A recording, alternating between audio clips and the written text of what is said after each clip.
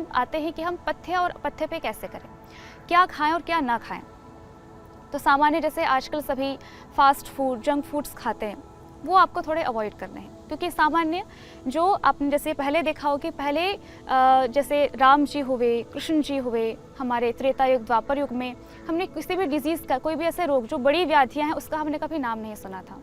और ये कैसे आ रहे हैं? हमारे पथ्यापत्य, हमारी जो दिनचर्या है, हमारे आसपास का जो वातावरण है, प्रदूषण है, इसके अधिक हो जाने की वजह से, सब कुछ प्रदूषित हो जाने की वजह से आजकल ये रोग हो रहे हैं।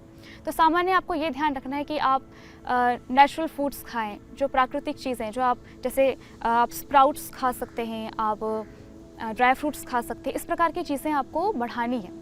आप सुबह सुबह जो आप प्रातः राश से हम कहते हैं कि प्रातः मतलब प्रातः काल का, सुबह का, और अशभोजने धातु से हम बनाते हैं प्रातः राश, अर्थात जो सुबह हमें खाना चाहिए, जिसे हम प्रातः राश को, जैसे गुरुकुलों में लोग प्रातः राश कहते हैं, सामान्य लोग ब्रेकफास्ट कहते हैं। मीन्स आपका जो फास्ट आपने किया हो वो ब्रेक हो जाए, इसलिए हमें सुबह अल्पाहार, स्वल्पाहार करना है।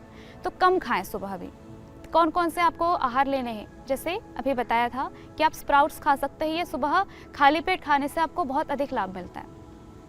इसके बाद आप बाकी अलग अलग चीज़ें, जैसे आप अलग अलग प्रकार के सलाद खा सकते हैं, ये इन सब चीज़ों को आपको थोड़ा अधिक बढ़ाना है।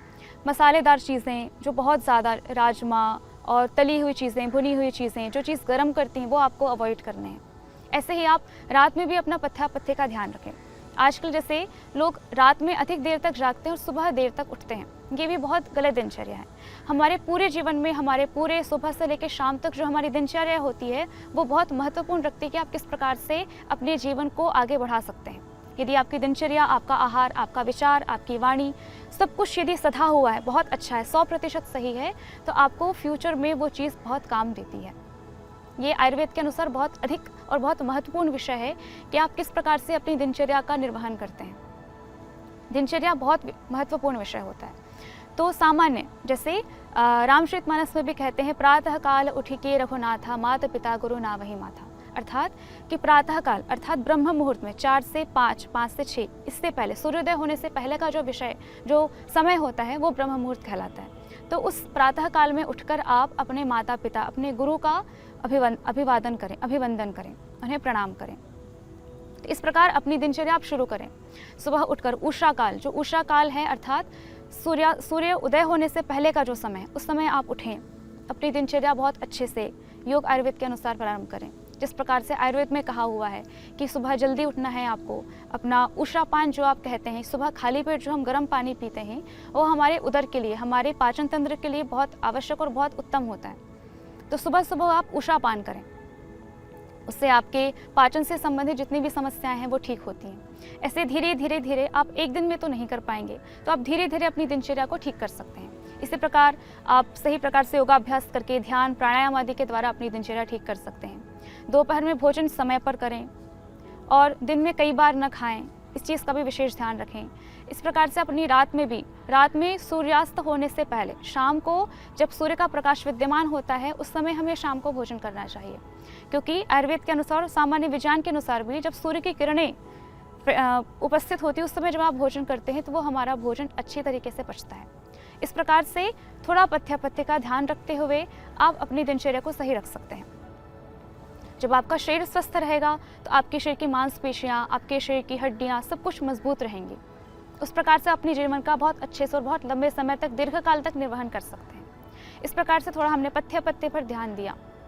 इसके बाद हम आते हैं कि सर्वाइकल के लिए हमें क्या क्या अवॉइड करना है, क्या नहीं करना है, कौन कौन सी चीज़ें करने से आपका सर्वाइकल बढ़ जाता है।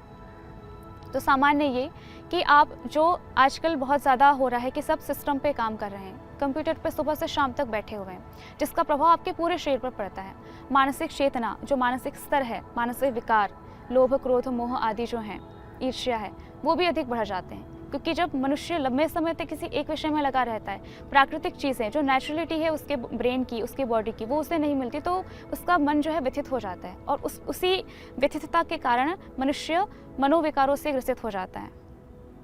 मनोविकार के ग्रसित होने से व्यक्ति का फिर, जब कहते हैं ना, जैसे आपका मस्तिष्क यदि सही प्रकार से काम कर रहा है, क्योंकि मस्तिष्क का जो स्थान है वो शीर्ष पर है, यदि आपका मस्तिष्क सही तरीके से काम कर रहा है तो आपका पूरा जीवन, पूरा शरीर सही तरीके से काम करेगा। इसलिए अत्यंत आवश्यक है कि आप अपने मनोविकारों को अवॉइड करें। जो मनोविकार, जिन जिन कारणों से आपके मनोविकार हो सकते हैं, वो नहीं करने हैं आपको। तो जैसे हम सुबह से शाम तक जैसे हम सिस्टम पे काम करते हैं, जैसे बच्चे पढ़ाई करते हैं, सामान्य आप बिना सिस्टम पे काम किए हुए भी ऐसे सुबह से शाम तक किसी काम में लगे हुए हैं जिसमें आपको लंबे समय तक एक ही स्थिति में बैठे रहना पड़ रहा है। तो उसमें आपको थोड़ा ध्यान रखना है कि आप थोड़ा मूविंग करें। 5 मिनट के लिए आप रिमाइंडर रख सकते हैं कि हर आधे घंटे में आप 5 मिनट के लिए उस काम को छोड़ करके कुछ ऐसा करें जिससे वो एकदम अलग हो, अलग एकदम पृथक हो। थोड़ा सा आप चल करके, थोड़ी सी एक्सरसाइज करके आप थोड़ा अभ्यास कर सकते हैं। जैसे हम सिस्टम पे बैठे हो तो हमारा एक हाथ अक्सर ऊपर रहता है, तो उससे आपके एक साइड में पूरा पेन होता है। ऐसा होता है जैसे कोई सुई चुभ हो रहा हो। इस प्रकार से बहुत ही पीड़ा होती है। धीरे धीरे ये आप ध्यान न देते हुए उसे अवॉइड करते हैं और वो चीज़ बड़ी होती जाती है। आपके कंधे पूरे जकड़ जाते हैं, बहुत गंभीर स्थिति हो जाती है। इसमें आपको ये ध्यान रखना है कि आप प्रत्येक आधे घंटे में थोड़ी ऐसी एक्सरसाइज करें जिससे आपको वो जो पेन हो रहा है उससे थोड़ा सा रिलैक्स मिले। हर आधे घंटे में आपको रिलैक्स करना है। आप रिमाइंडर ऐसे रख सकते हैं।